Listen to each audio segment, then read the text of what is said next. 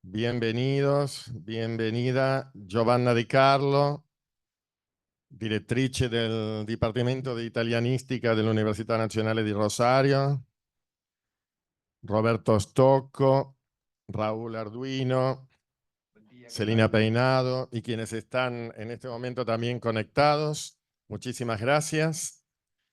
Vamos a dar comienzo entonces a esta presentación que estará a cargo del profesor Gabriele Orcalli de la Universidad de Padua, Università di Padova. El profesor Orcalli ha sido profesor de Economía de la Integración Regional en dicha universidad y también responsable del máster en Integración Europea y en Comercio Internacional en la Universidad de Padua. Y la intervención del día de hoy se refiere a el rol de la Unión Europea en el sistema mundial multipolar, cómo y con qué instrumentos ha sido il tema elegido por el profesor. Professore Orcalli, la ringraziamo molto e la lasciamo col suo auditorio. Ok, muchas gracias. Agradezco mucho esta invitación.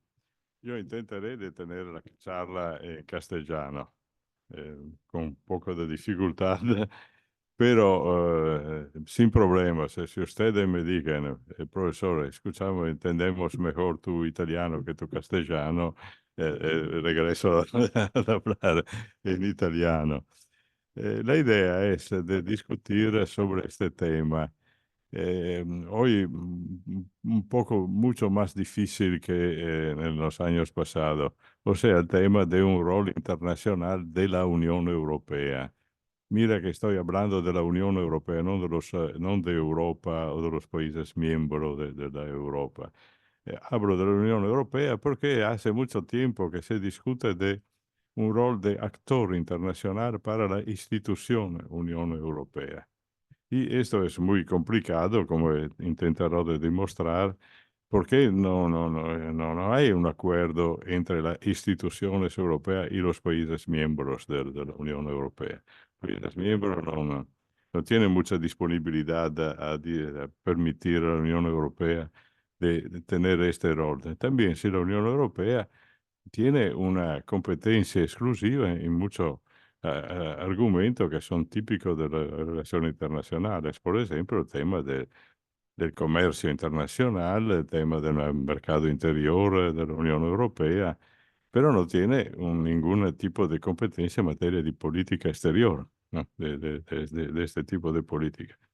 El tema de un rol internacional, en mi opinión, empezó después de una expresión muy irónica de Henry Kissinger, cuando fue secretario de Estado en los Estados Unidos. Cuando, enfrente a la lamentación de la Europa, dice, ¿por qué tú no tienes en cuenta de la participación de Europa? Kissinger contestó, bueno, sí, yo puedo hablar con Europa y dígame cuál es el número de teléfono de Europa, para decir claramente que no hay un rol en política exterior de la Unión Europea. Este tema empezó a ser un tema mucho más importante en los años 90, en particular, que en los años 90. Porque en este año se realizó, en 92, el mercado interior europeo, lo que se llama la Europa sin fronteras, ¿no? La posibilidad de eliminar los controles fronterizos, de participar, de ingresar en todos los países miembros de la Unión Europea sin un control policial. Y se creó la Unión Monetaria, ¿no? En Europa. Entonces estaba un periodo muy fuerte, un periodo de mucho entusiasmo en Europa. Y la institución europea pensó que estaba el momento ideal para difundir en el mundo la idea de un método europeo de integración, nosotros tenemos éxito positivo en el crear un mercado interior, tenemos éxito positivo en el crear una unión monetaria, entonces somos profesores de integración en el mundo, se puede discutir, se puede presentar este método europeo en el resto del mundo para permitir a la Europa de obtener este rol de actor internacional en este tipo de ámbito. Y me recuerdo, fueron el periodo en que la Unión Europea empezó a tener relaciones muy fuertes con otras instituciones de integración regional. Por ejemplo, ASEAN en los países asiáticos y, por ejemplo, Mercosur. Ustedes saben, por ejemplo, que la Unión Europea pagó bastante dinero para las instituciones del Mercosur, el Parlamento, el Parlasur, por ejemplo, y otras instituciones y también en Asia. Hablaba antes con el profesor Soto, yo tenía una experiencia particular en Pakistán, porque entre los programas de la Unión Europea estaba un programa para crear escuelas, instituciones de cultura europea en muchos países de Asia y en particular en Pakistán. Yo fui algunas semanas en Karachi, una experiencia no muy feliz, no muy fácil, para enseñar en la Universidad de Karachi el tema de la economía de la integración. Claro que este entusiasmo estaba correcto porque en realidad la realización de un mercado interior no es una muy simple, no es un resultado muy simple. Entonces, en mi opinión, tenía razón la Unión Europea de tener este tipo de orgullo de organizar este mercado. Y también la Unión Monetaria fue un resultado muy importante. Ustedes piensan, ¿no? Me recuerdo mis estudios de estudiante de Derecho Público, de Derecho Constitucional, cuando me explicaban que son tres poderes que puede definir un Estado. La defensa, la justicia y la moneda. Y en Europa, los países miembros de la Unión Europea, de la Unión Monetaria, decidieron de dejar este poder de manejar monedas, no de crear moneda, a una institución sobrenacional. El tema de la sobrenacionalidad es el tema fundamental de la realización europea, pero es también el tema que va a distinguir de manera muy fuerte la experiencia europea de la experiencia de todos los otros tipos de acuerdo internacional en el mundo. Los otros países, NAFTA en Estados Unidos, ASEAN, Mercosur, no hay ninguna disponibilidad a renunciar a la soberanía nacional.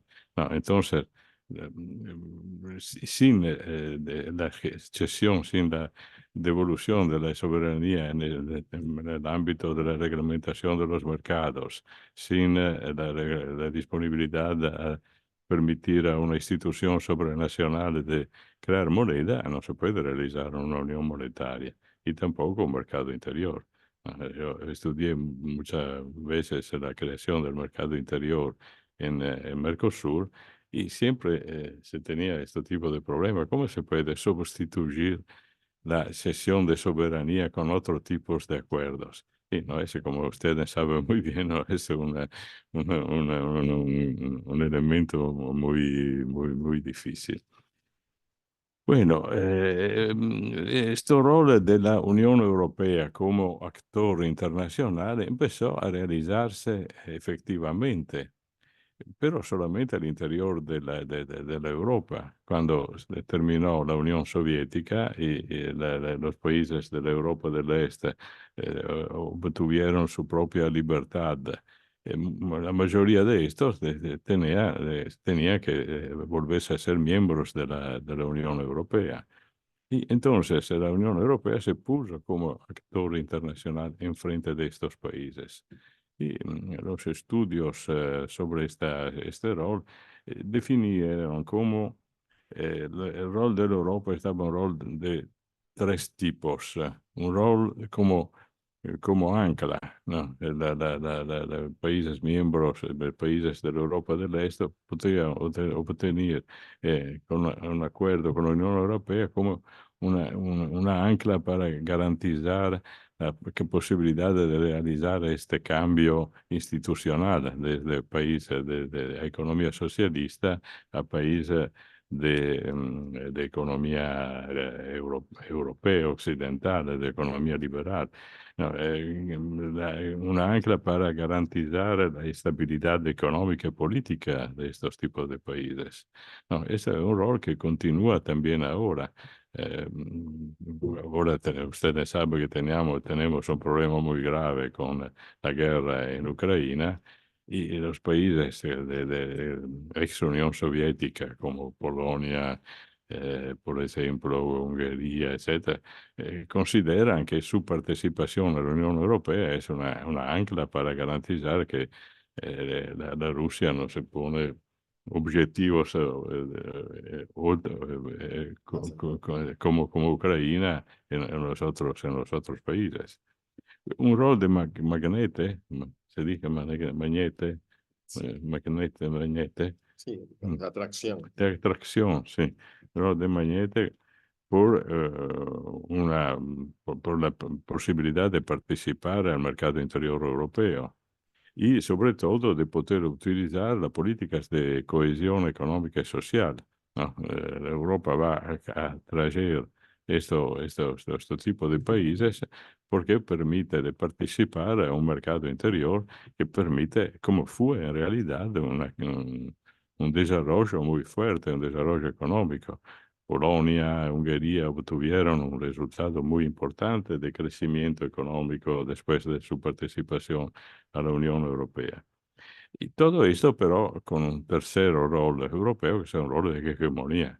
No, usted puede tener la Europa como ancla, puede tener la Europa como magnete, como oportunidad de crecimiento económico, pero aceptando un rol hegemónico de Europa.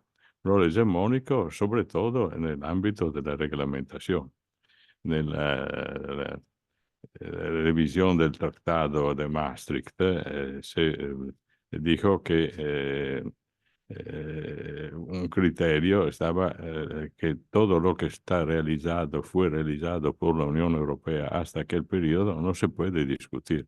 Se puede ingresar, discutir cómo permitir a estos países de ingresar, los periodos de posibilidad para realizar los cambios, la ayuda financiera, pero no se puede de ninguna manera discutir la reglamentación de ya realizada.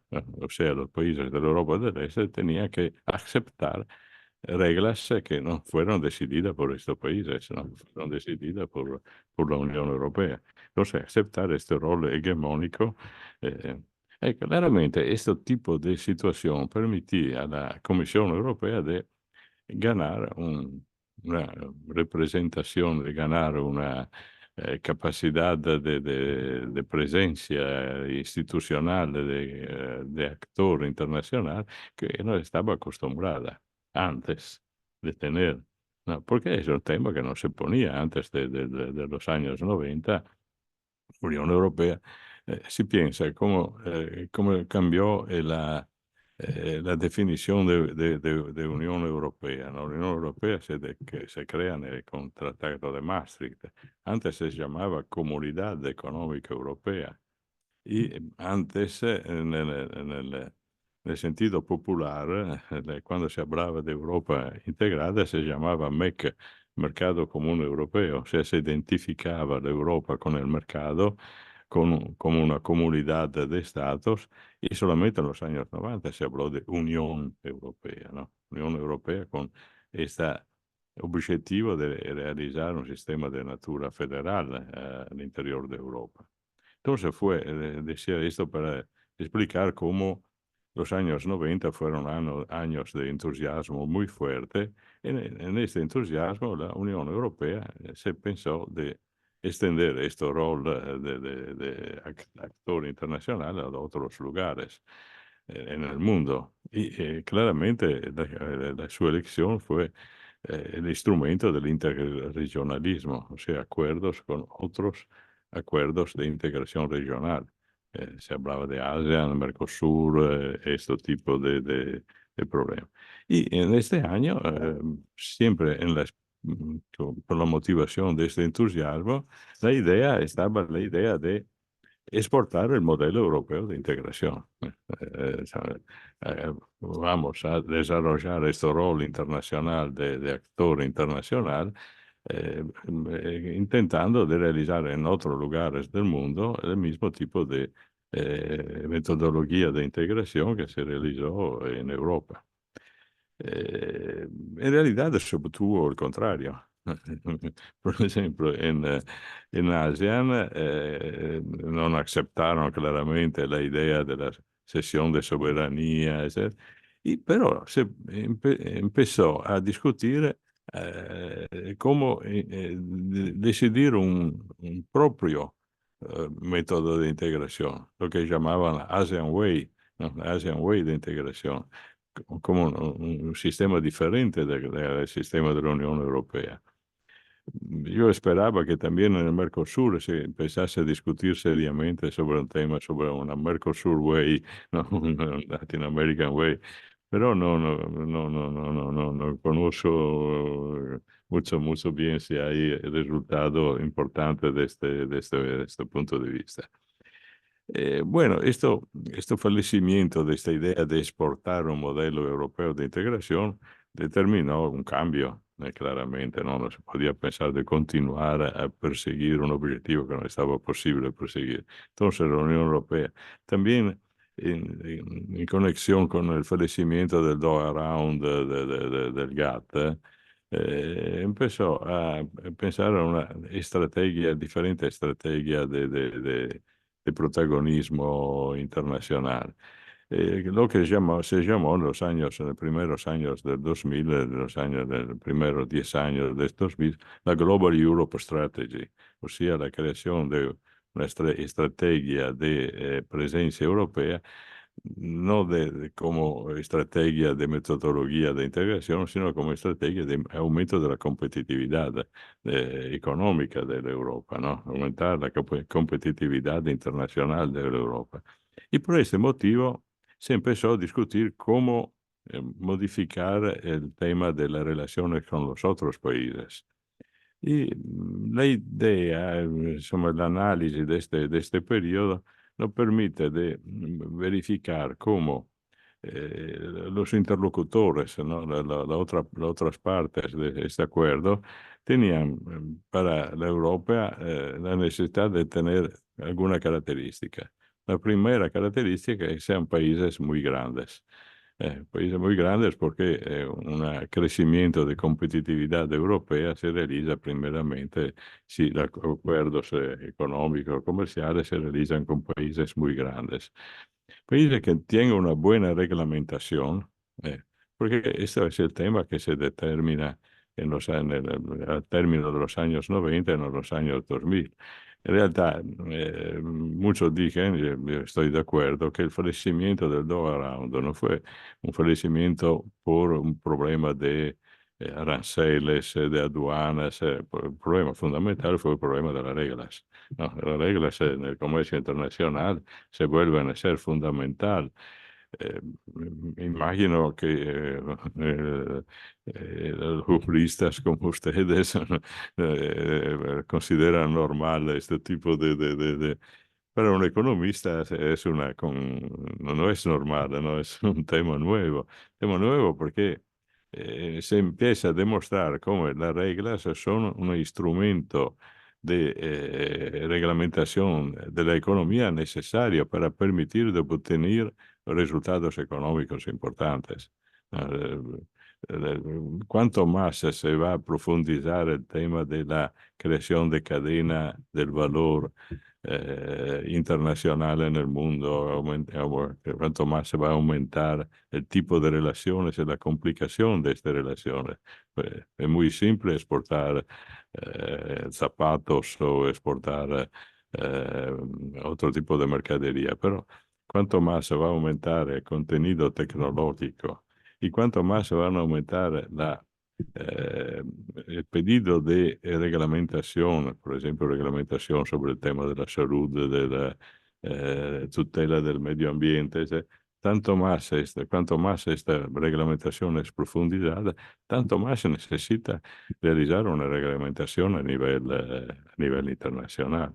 Entonces, países muy grandes, países muy bien reglamentados para permitir de discutir.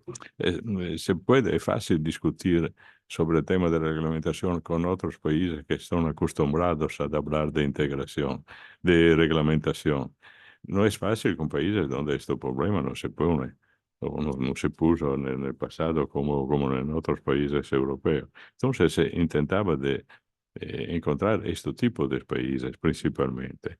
Y después países que sean capaces de tener un rol de hub, ¿no? De capacidad de conexión con los otros países.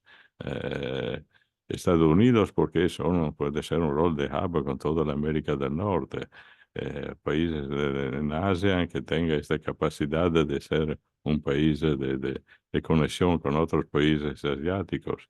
Y, por ejemplo, en el caso de la América Latina, muchos empezaban a hablar que sí, en realidad no interesa mucho un acuerdo con el Mercosur, puede ser más interesante un acuerdo con Brasil, porque Brasil claramente es un país muy grande, es un país que puede tener un rol de hegemónico frente a los otros países de la creación de acuerdos. Esto determinó que el interés de la Unión Europea se creó sobre todo en frente a países como el Japón, como China, ¿no? Como que tenían principalmente alguna de estos tipos de características, como Canadá, con la cual se realizó un acuerdo importante. Eh, y disminuir por el momento el interés por el Mercosur, por ejemplo. En realidad, este interés empezó nuevamente después de los años, los años 60 del 2010, después del 2010. ¿Por qué? Porque se dijo, bueno, se puede pensar de intentar una relación con países que por un motivo político, por un motivo cultural, puedan aceptar la idea europea de reglamentación de cómo reglamentar y de cosas reglamentar en el mercado internacional. La América Latina, en muchos casos, se dice, está mucho más cercana a Europa que a Estados Unidos, por lo que se refiere a elementos de naturaleza cultural.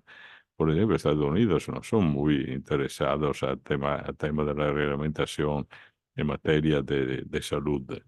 La discusione con gli Stati Uniti sobre el tema de los OGM, de los organismos genéticamente modificados, fue una discusión que no se terminó también ahora.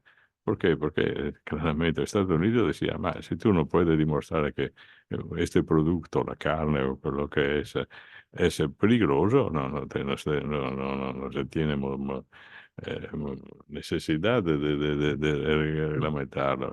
Los europeos decían, no, se puede permitir el comercio de un país solamente si se demuestra que no es peligroso, ¿no? Es muy diferente la impostación del tema. Entonces se decía, no, pues, intentamos nuevamente de crear este acuerdo con el Mercosur por este motivo. Eh, Puede ser, esto me gustaría discutirlo con ustedes porque no tengo la idea muy clara sobre este tema. Por ejemplo, algunos dicen que esta renovación de un acuerdo con el Mercosur podría ser una medida, un instrumento importante para crecer el Mercosur como identidad internacional de integración económica, porque se puede crear una relación entre los países miembros del Mercosur para ponerse como una contraparte de Europa que tiene capacidad de ser considerada, ¿no? Sí, en este tipo. Este es un tema, me parece muy interesante, no sé si si se puede discutir después. Eh,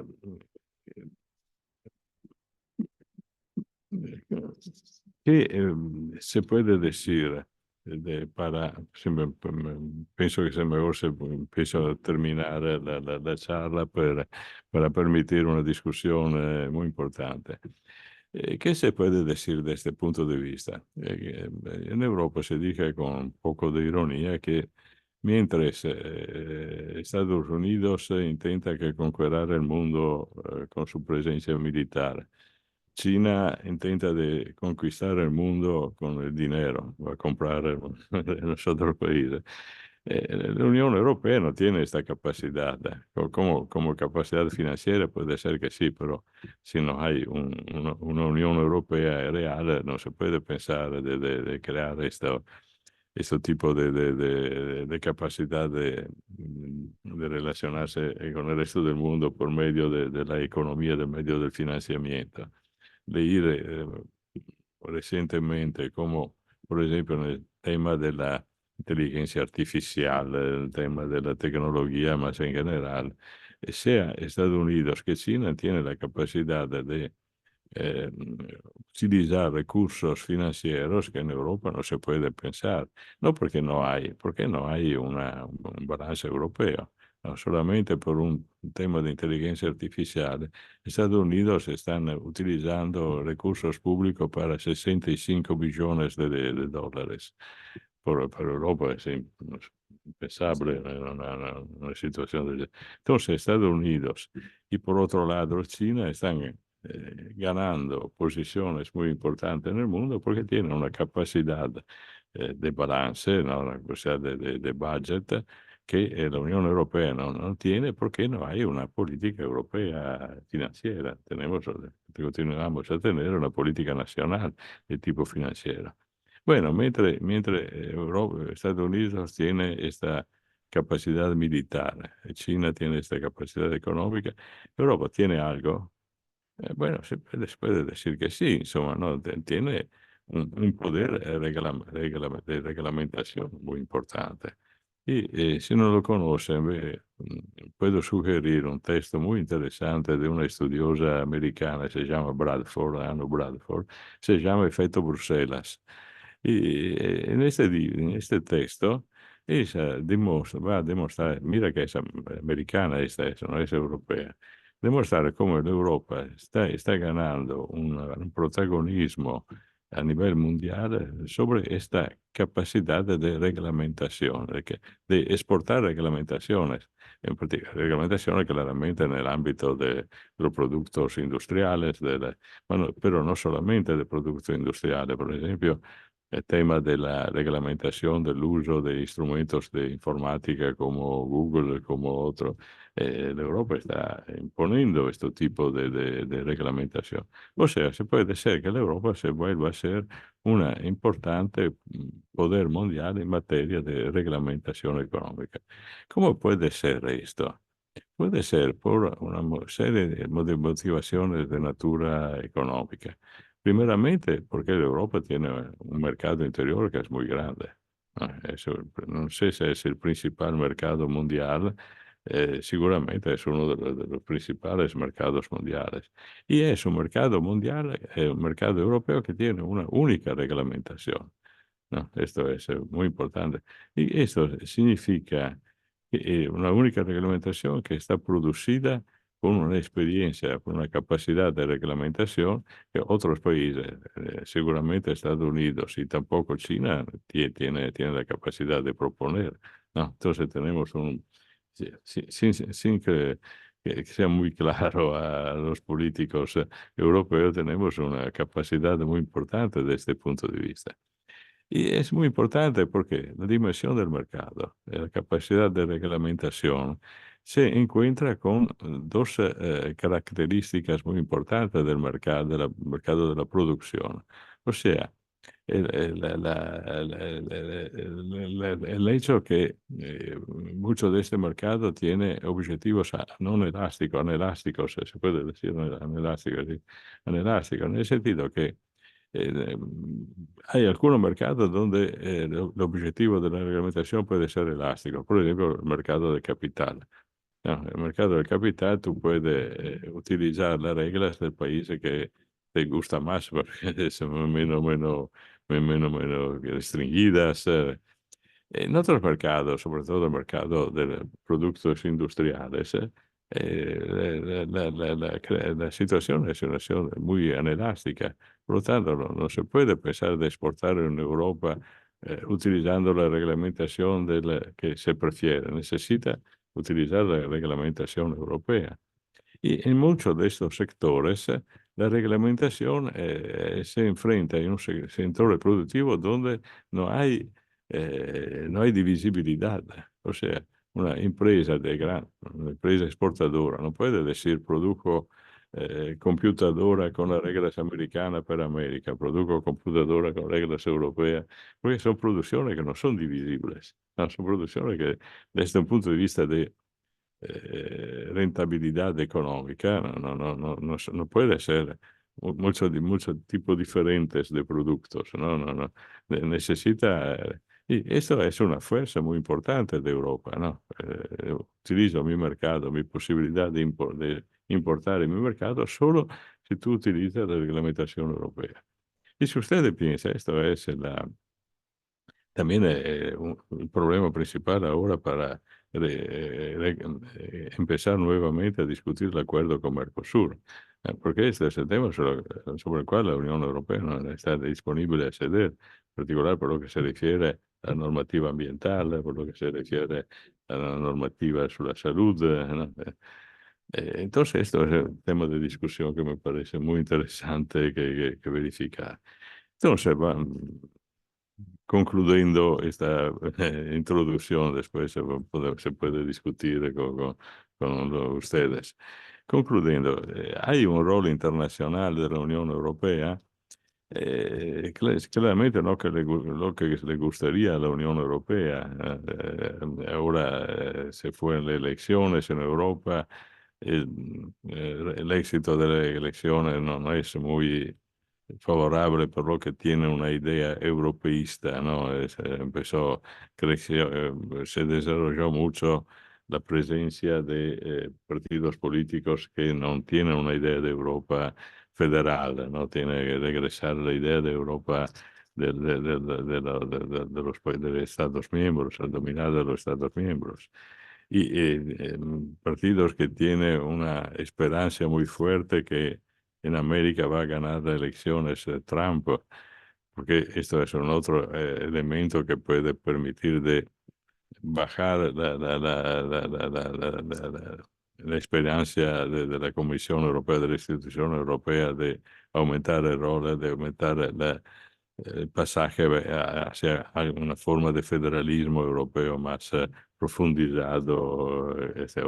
Entonces, lo que en este periodo con la guerra en Ucrania, se recuerda, por ejemplo, que hace algunas semanas el presidente de Francia, Macron, dijo que pues, se puede pensar que militares europeos van a combatir en Ucrania. En mi opinión, esto determinó su fallecimiento a las elecciones europeas en Francia, ¿no? Porque nosotros europeos, después de eh, casi 80 años de paz, ¿no? No estamos acostumbrados a la idea de utilizar nuestros militares para combatir. Pero ese un tema muy importante, porque Macron decía, piensa, si en Europa hay una, una capacidad de producir su propia política exterior, puede enfrentar de manera más fuerte temas como la guerra en Ucrania o como las relaciones con China, por ejemplo, ¿no? Y esto es muy limitativo, ¿no? No encuentra el acuerdo de muchos otros países, una parte importante de la opinión pública europea. Entonces, el rol, en mi opinión, un rol internacional de Europa puede continuar a ser solamente en este campo de la reglamentación internacional. No creo que sea posible pensar en tiempos rápidos a una profundización de la posibilidad de una política exterior europea. Pero yo ormai soy viejo, entonces no puedo pensar de de considerar otro tema. Espero que los que son más jóvenes que yo puedan mirarle una Europa diferente, ¿no? Una Europa más profundizada, más federal, que estaba el sueño de lo que construyeron la Europa en los años de 50. Bueno, yo voy a terminar aquí. Eh, Espero que sea todo claro. Muchísimas gracias, profesor Orcalli. Muy, muy claro su castellano, su español. Le agradecemos además enormemente por haberlo hecho con mucha facilidad. Esta actividad, como usted sabe, como las que venimos desarrollando, es organizada por este Instituto de Derecho de la Integración del Colegio de Abogados de Rosario, junto con la Facultad de Derecho de la Universidad Nacional de Rosario, a través de las cátedras de Derecho de la Integración. Aquí tenemos a uno de los titulares, Fernando Milano, y yo mismo. El Centro de Investigaciones en Derecho de la Integración y Derecho Comparado. Y también es organizada por la Asociación de Estudios de Integración que preside Liliana Bertoni, ex Argentina, que presido, y el Departamento de Italianística. Tenemos a Giovanna Di Carlo, la directrice, y el Consulado General de Italia en Rosario, que lo tenemos aquí enfrente, que usted lo conoce muy bien. Tenemos un distinguido auditorio. La verdad es que estamos sumamente complacidos. Me parece a mí las ideas fuerza de esta disertación han sido la primera referida al método de integración, o sea, si existen métodos de integración que también de alguna manera la Unión Europea tendía a exportar, pero luego se ha dedicado a exportar reglamentaciones. Esta idea me parece que es la idea muy interesante que tendríamos que debatir, ¿no? En el fondo es la vinculación entre derecho y economía, ¿no? Nosotros que somos mayoritariamente gente de derecho, pero que estamos acostumbrados a una concepción amplia del derecho que incluye precisamente entre una de las dimensiones, la dimensión económica, que es tan importante, o sea que estamos acostumbrados a pensar en esta idea, pero esta fuerza de la reglamentación, ¿no? La reglamentación en distintos sectores, como usted decía, en el mercado de capital es distinto de los productos industriales, y esto que vincula o que tiene incidencia sobre el acuerdo Mercosur-Unión Europea si se lo quiere reflotar. Y la pregunta que había hecho el profesor acerca del rol del Mercosur también en el orden mundial, como para debatir. Pero seguramente el auditorio está ávido por preguntar. El auditorio presente sincrónicamente también a través de la virtualidad. Así que vamos a dar paso a las preguntas e inquietudes que se quieran formular, por favor. ¿Quieren activar el audio? Sí. Alfredo, Giovanna Di Carlo. se mi permetti, Alfredo, vorrei salutare anch'io il professore che ha dato una magnifica conferenza, professor Orcalli. Complimenti perché veramente è stato per noi incredibilmente chiaro, anche se non siamo del suo campo. Io appartengo al campo della letteratura, sono la coordinatrice accademica del Dipartimento di Italianistica insieme alla dottoressa Gabriela Piemonti, che ringrazia anche la sua presenza, e ringrazio anche a nome del signor Console Marco Bocchi e del nostro dirigente scolastico Michele Negro, che sempre dà uno spunto importantissimo a tutte le nostre attività. Grazie della sua visita, grazie veramente perché l'ha fatto in uno spagnolo proprio meraviglioso. Se aveva il dubbio di farlo o no, l'ha fatto e è riuscito veramente comprensibile ed oltre con un'intonazione molto molto corretta. Piacere per me, professore, grazie mille e un arrivederci a presto. Gracias. Muchas gracias, Giovanna. Muy querida Prego. Giovanna. Le había transmitido también el saludo de María Gabriela Piemonte, que está en otros empeños y por lo tanto no podía participar. Muchísimas gracias. Facciamo sempre in due per questo, facciamo in tandem, Sì, lavoriamo. sì. Ci mettiamo d'accordo. Ciao ciao, arrivederci a Ciao, tutti. ciao, grazie mille. Buon lavoro. Grazie y buena settimana. Anche te. Grazie. Bueno, Alfredo, ¿se puede preguntar? sí, por favor. Roberto Stocco es profesor titular, catedrático de Derecho Internacional Privado en la Universidad Nacional de Cuyo. Es doctor por nuestra universidad y también docente estable de nuestros posgrados y del doctorado y maestrías. Gracias, Roberto. Bueno, muchísimas gracias al profesor Alfredo Soto por esta presentación que me ha hecho. Quiero felicitar al profesor Orcali por, me adhiero a lo que acaba de manifestar la profesora que me precedió, en la claridad expositiva. Y usted, profesor, mi pregunta es concretamente, se refirió a esta capacidad de exportación, de reglamentación que tiene Europa, y citó los datos de una profesora americana y un título de una obra. ¿Lo podrías repetir para tomar nota? Porque realmente es un Sí. tema muy apasionante. Sí, cómo no. La Y profesora si se llama, pudiera citarlo, se lo agradecería. sí, se llama Anu Bradford. Y título es, que me parece que fue traducido también en castellano. Creo que sea Efecto Bruselas. Ajá. Y en italiano fue seguramente traducido, entonces pienso que fue traducido también en castellano. Efecto Bruselas, sí.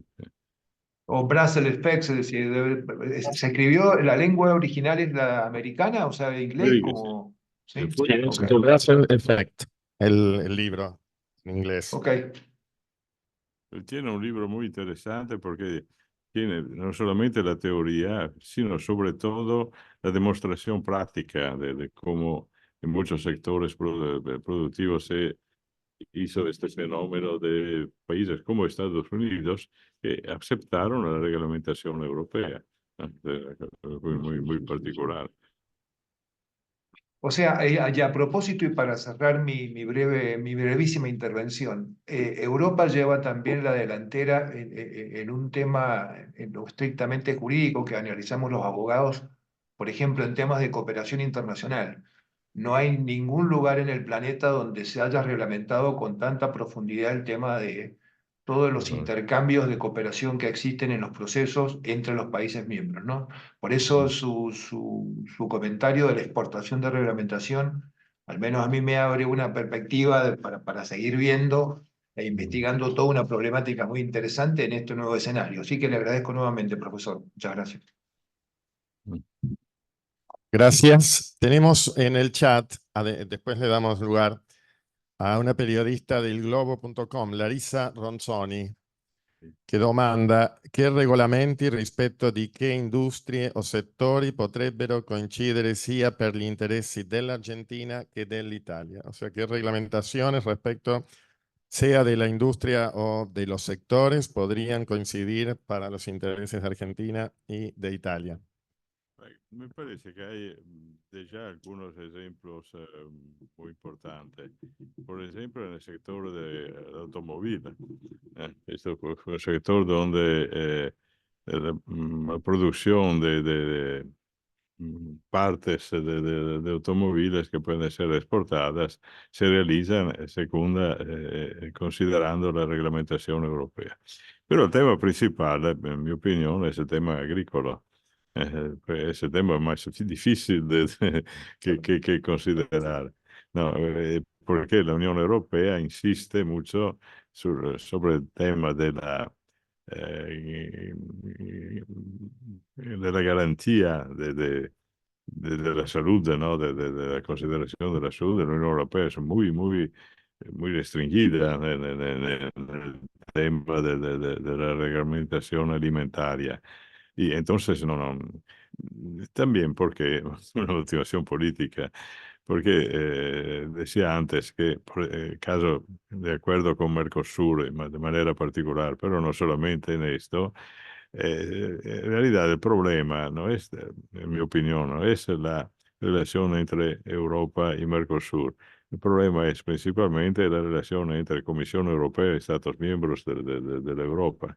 En este ámbito, por ejemplo, hay una fuerte oposición de algunos países miembros que utilizan el tema de la alimentaria, ¿no? de la garantía alimentaria como el tema ambiental para bloquear el acuerdo y eh, puede ser que no es un caso que estos países que tienen una fuerte atracción por el tema ambiental, por el tema de la sanidad, son los países europeos que producen más productos alimentarios. Entonces, un sospecho que, que este interés sea un interés de tipo proteccionístico puede ser un sospecho no completamente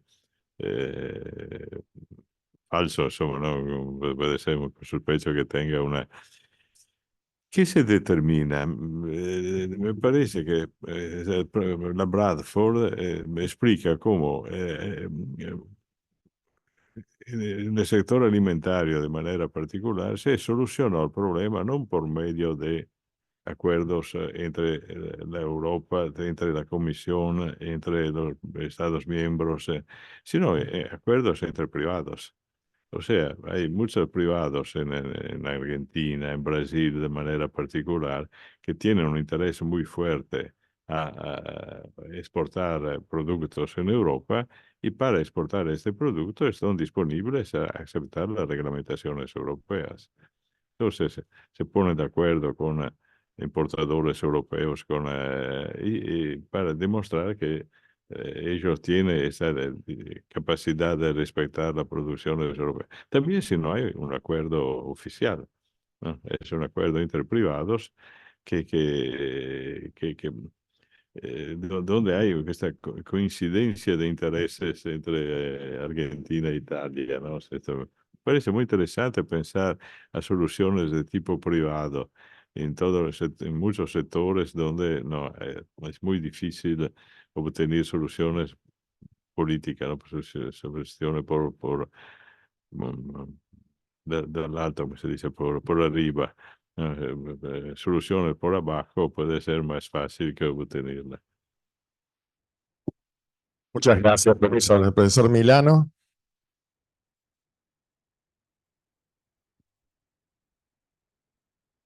Bueno, ante todo, muchísimas gracias. El profesor Cali ha sido una exposición muy interesante y muy clara, así que su castellano ha sido realmente fluido y rescato ese detalle. Y en concreto, en base al tema de las reglamentaciones que hizo hincapié en su conferencia y en alusión al acuerdo Mercosur-Unión Europea, hay un gran problema, es que justamente entiendo que no se encuentran las condiciones dadas para los sectores industriales o comerciales del Mercosur en cumplir con esa reglamentación. Es una reglamentación muy exhaustiva, sobre todo el tema del Pacto Verde con respecto al medio ambiente, etcétera, etcétera. Entonces, puede surgir, esto es una consulta, puede surgir la posibilidad de ratificar este acuerdo en parte y algunos aspectos un poco más conflictivos o ríspidos, dejarlos para una segunda etapa. Digo, a los fines de que no se frustre totalmente este acuerdo que ya sabemos hace 20 años que está intentando ponerse en vigencia y no se ha logrado hasta el presente. Esa consulta quería hacerle. Sí, no, es una idea importante. Yo creo que están discutiendo sobre esta posibilidad de realizar un acuerdo limitado en algunos sectores, por algunos problemas, porque claramente esa fue una idea de la Comisión Europea que se demostró no posible, o sea, de realizar un acuerdo global. Y también esto es por una motivación como igual a lo que decía antes, o sea, porque la Comisión Europea entiende obtener poderes que los Estados miembros no son disponibles a- a permitir a la institución europea. Continúa a ser un conflicto principalmente entre Comisión, instituciones europeas y Estados miembros de la Unión Europea. Por ejemplo, el tema de la tutela ambientale. Claramente hay un poder importante, una competencia importante de la Unión Europea en este ámbito, pero los Estados miembros no. Entonces dije, tenemos esta competencia al interior de Europa, podemos tenerla también en relaciones exteriores a Europa, pero esto los Estados miembros no tienen la disponibilidad, me parece, de realizar acuerdos, de realizar, permitir a la Unión Europea, a las instituciones europeas, de enfrentar este tipo de temas.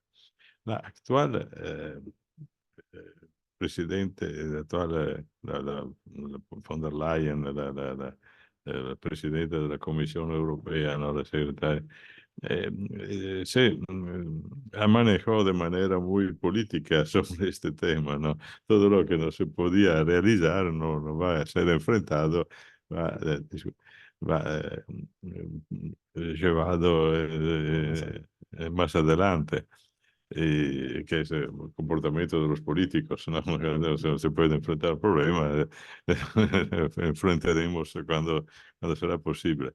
Entonces, ahora tiene la posibilidad de obtener un segundo mandato, exactamente porque no se puso de manera muy frontal frente a los otros países europeos. Entonces,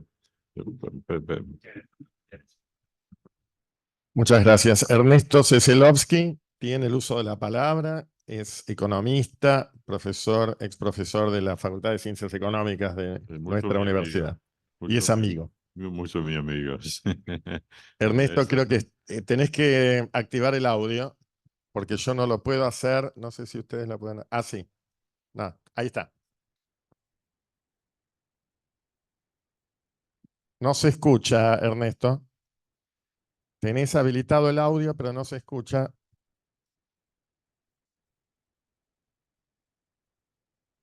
No sé si será que el sonido hay que activar en la compu de Ernesto. No sé.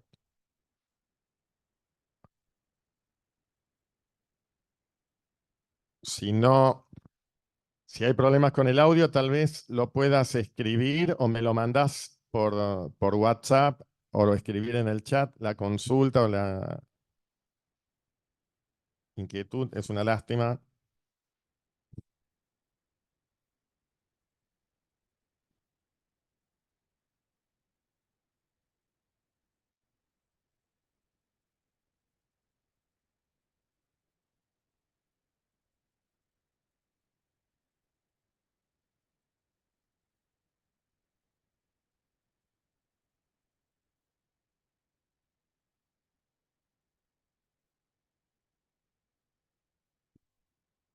Bueno, mientras esperamos entonces a Ernesto, la consulta de Ernesto, ¿hay algún otro participante que quiera manifestar? Yo, mientras tanto, quería... ¿Sí? ¿No? No. Yo quería expresar que efectivamente desde un punto de vista sistémico y de los análisis sistémicos existen... Hoy hay coexistencia entre diversos sistemas, el sistema regulatorio, el autorregulatorio de los particulares a que se refería el profesor, de los privados, y entonces hay que buscar la fórmula de compatibilidad, ¿no? El problema es cómo compatibilizar lo que decía Fernando Milano a nivel institucional, diríamos, Mercosur y Unión Europea, con los acuerdos privados que a lo mejor exceden esta cuestión institucional. Como decía el profesor, hay sectores que pueden cumplir con esa reglamentación, pero hay muchos, como decía Fernando, que no, y por lo tanto no están de acuerdo. A lo mejor habrá más sectores en Brasil que puedan cumplir, hay que ver, porque es bastante relativo, como bien dice el profesor Milano, que en otros países. Pero me parece que lo que hay que buscar es esa fórmula de compatibilidad simple entre distintos regímenes que no necesariamente suponen una subordinación a una jerarquía normativa, diríamos, ¿no? Me parece que en el fondo es siempre la relación entre derecho y economía, ¿no? En el fondo es eso. Hay una experiencia europea que en este caso puede ser que se pueda exportar como posibilidad de solución. O sea, el tema del reconocimiento recíproco de las normativas nacionales. En algunos países sí, estaba imposible crear una normativa europea. Claro. Entonces, Europa se limita a explicar cuáles son los objetivos fundamentales, ¿no? Los vínculos. Después, cada país tiene que reglamentar en su propia. Esto puede ser una idea también en las relaciones con Mercosur, en el sector alimentario de manera particular. ¿Cuáles son los objetivos fundamentales? ¿No? Son estos. Y después, si uno la reglamenta de manera o la reglamenta de manera diferente, puede ser importante que sean respetados los objetivos, las directivas. Pero es difícil. Eso es También claramente es difícil. muy, muy Es muy difícil, sobre todo si alrededor no hay una motivación técnica, sino una motivación política. Muy bien. Tenemos un chat de Raúl Arduino. Creo que el objetivo en primera etapa es trabajar de manera asociativa y estratégica, donde el objetivo tal vez es mejorar nuestros procesos productivos y potenciar los mercados ganados para los productos argentinos en el mundo. Cooperar más en el sector de los servicios profesionales, etcétera, y comercio, ciencia, tecnología e inversiones mutuas. La pregunta es, ¿cómo nos vemos? ¿Socios o competidores entre la Unión Europea y el Mercosur? Pregunta muy, muy difícil. Responder nosotros y usted. Puede ser que si ponemos a los dos socios como capacidad de producir instituciones de ayuda para las empresas, ¿no? Esto para mí es un aspecto muy importante, ¿no? Cuando hay un problema de reglamentación complicadas, ¿no? Reglamentación es difícil. Claro que lo que necesita a la empresa son ayudas. Ayuda puede ser de agencia para permitir entender cómo realizar este tipo de reglamentaciones.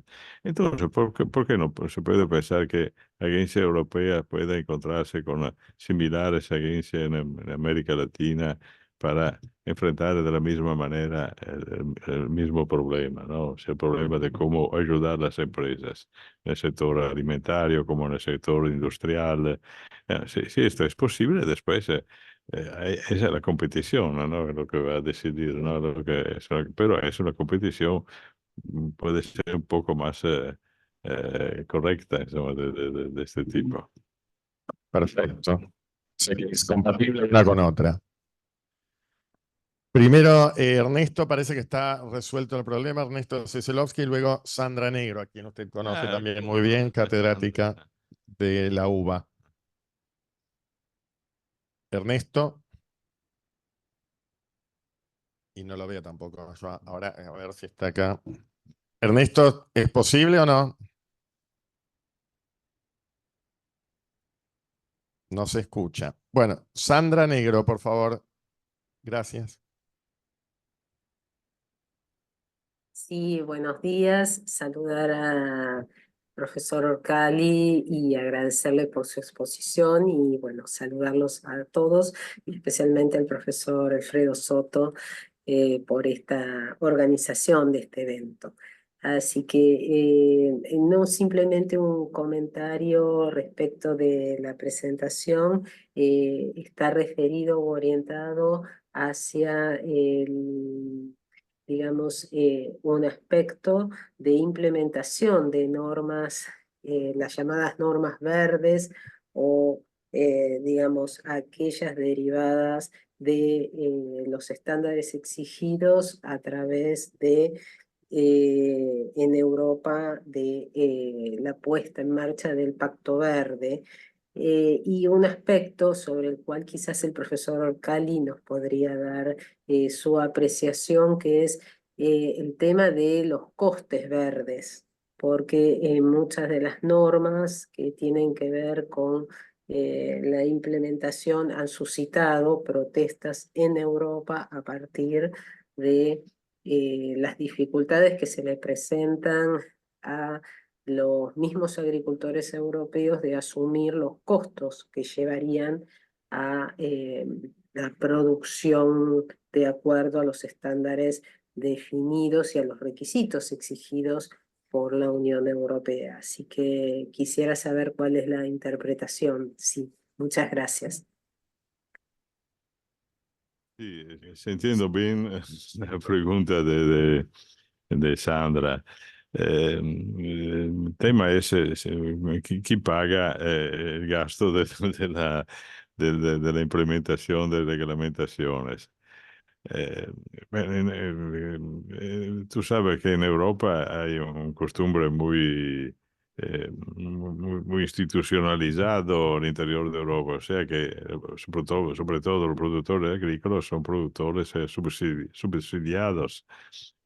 Antes se fueron subsidiados por año con el precio, después fueron subsidiados de otra manera, y son productores que tienen una capacidad de lobbying, ¿no? Que es muy fuerte, muy fuerte. Y son también, mm, ¿cómo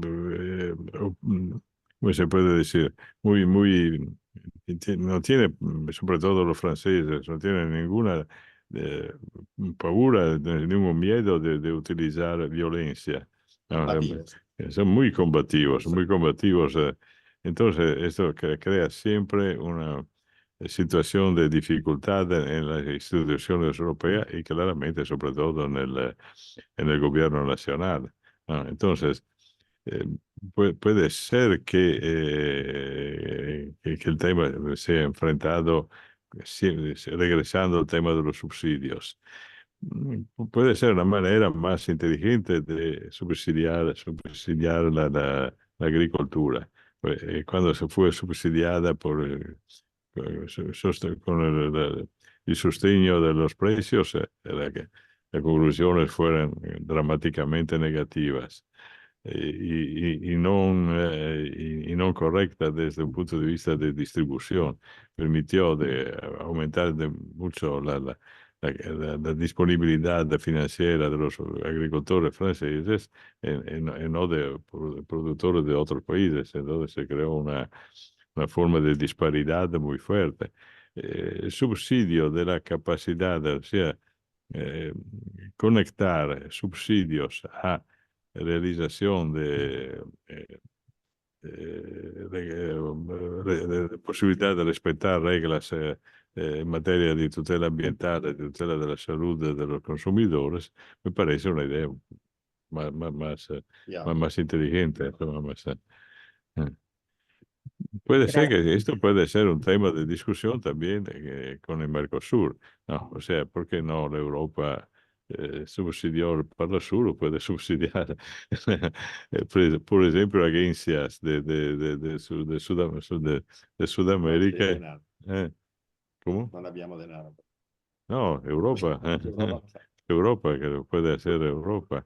No, de subsidiar no directamente, claro, las empresas de Mercosur, porque no es posible, pero subsidiar agencias de sostegno, de ayuda a las empresas, esto sí, según mi opinión, se puede pensar. Gracias. Dice Larisa Ronzoni, ¿por qué subsidiar al productor que ya compiten en precio? Gracias.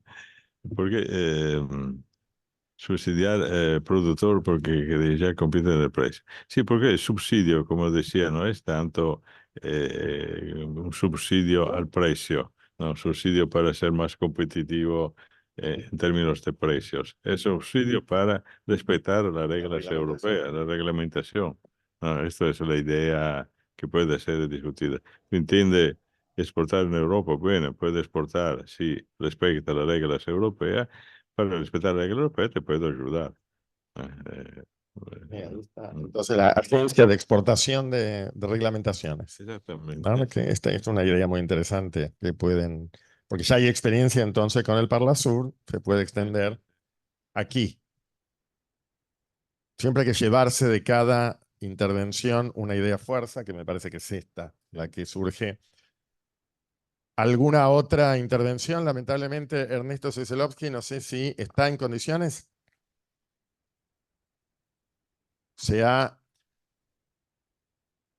Ernesto. Si no, a lo mejor me podés mandar un audio y luego se lo hacemos escuchar al profesor Orcalli. Creo que se está... Sí, Carlos Molina del Pozo, que es catedrático Jean Monnet de la Universidad de Alcalá de Henares, doctor honoris causa por nuestra universidad, y bueno, un amigo asiduo participante de todas estas actividades. Se estaba uniendo, yo no lo estoy viendo aquí, pero se estaba uniendo. ¿Vos lo estás viendo? No. Sí, Alfredo, estoy aquí. ¿Qué Ahí tal? está, Carlos. Bienvenido. Buenas tardes. Mis disculpas porque acabo de terminar una reunión que tenía y no he podido incorporarme antes. Mil disculpas, profesor. Gracias. De todas maneras, es un honor para mí hablar con el profesor Molina del Pozo. Muchas gracias. Igualmente. Muchas gracias, Carlos. Vamos a hacerte llegar, como a todos, el video, porque esto se está grabando y lo queremos también hacer partícipe. Muy bien. Si no hay, me parece que no hay más. Hay saludos, hay felicitaciones, por supuesto. Volvemos a agradecer enormemente por la claridad, no solamente en el idioma, en castellano, sino por la expresión de las ideas que esto es muy importante. Y es muy bienvenido a esta casa. Ya lo tendremos, ojalá, próximamente, porque viene con asiduidad aquí a Rosario. También va a realizar actividades en la Facultad de Ciencia Política y Relaciones Internacionales, en el CEDIR, etcétera, con Miriam Colacray, que precisamente está en este momento en el exterior, entiendo yo, y que le manda muchos saludos y organiza la actividad, entre otros, de mañana. Si no hay entonces nada más por decir, vamos a dar por cerrada esta actividad. Los que quieran certificados después se conectan con el colegio para que se la pueda extender. Que tengamos una linda semana. Gracias y nuevamente. Gracias a ustedes. Un abrazo, muchas gracias. Y lamento Gracias, de nuevo Carlos. el no haber podido incorporarme hasta este momento. Lo siento de verdad, de verdad. Sabemos que lo sentís porque siempre estás presente y lo estuviste, aunque no físicamente, pero seguro que estuviste ahí. Muchas gracias. Un abrazo muy Gracias. grande para todos. Hola, Ernesto. Sí, Alfredo. Bueno, Sí. no, tengo el problema, no lo puedo resolver, así que, bueno, les quiero saludar a todos. Acá los que han estado, no pueden estar presentes, lamentablemente. Y, bueno, ya después sí pude escuchar todo el desarrollo de la conferencia de Gabriele. Y bueno, mis mejores saludos a todos y perdón por no poder participar activamente. Bueno, sí, trasladarle a Gabriel que yo después lo llamo por teléfono, que nos tenemos que encontrar. Bueno, nuevamente me pareció muy buena la idea.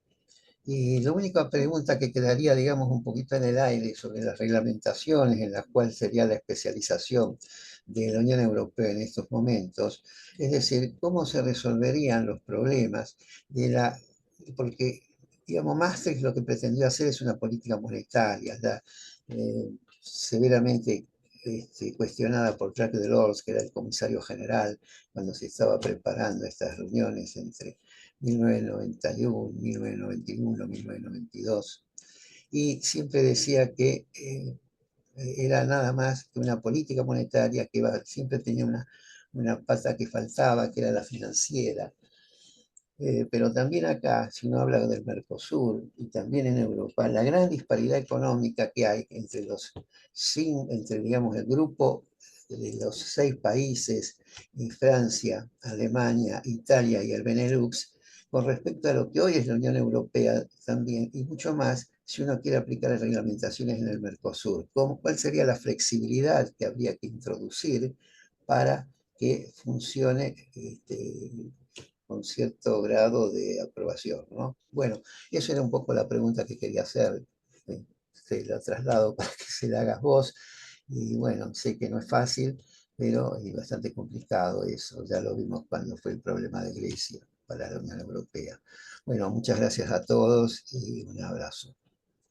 Ahí te paso, seguramente que quiere responder el profesor Orcalli. Sí, no quiero responder porque es una pregunta muy difícil. Entonces, soy muy satisfecho que no podía hablar directamente con... La responderá. Puedo responderle de manera muy limitada, claramente, ¿no? O sea, claro que hay un tema de elasticidad importante desde este punto de vista. Y también eso va a depender de manera muy fuerte de cómo se resuelve el problema de la nueva mayoría en el Parlamento Europeo, la capacidad de los países miembros. Y yo temo que la única solución sea de regresar a la idea de una Europa a diferentes velocidades, ¿no? Porque no se puede pensar que todo está bloqueado porque hay un país que no le gusta esto, en otro país que no le gusta otro. En materia financiera, de manera particular, tenemos un problema extremadamente importante, o sea, que no se puede pensar a una moneda única, a un mercado financiero único y no a una unión bancaria. El tema ahora es fundamental esto, pero esto no es un tema donde puede ser elasticidad, un tema donde las reglas tienen que ser muy precisas, ¿no? Muy clara. Elasticidad se puede pensar de tenerla en materia de política monetaria, permitir un poco más de un aspecto, un poco menos de otro aspecto, pero en materia de unión bancaria las reglas tienen que ser muy restringidas, para evitar lo que se determinó en el 2010-2011, ¿no? Claramente eso. Sobre todo se regresa a Trump en Estados Unidos. Bien. Bueno, muy agradecido. Muchas gracias. Muchas gracias. Entonces, ahora sí, nuovamente agradecemos y felicitamos, la ringraziamo molto e la lasciamo per la prossima opportunità. Arrivederla, arrivederci tutti, buona settimana.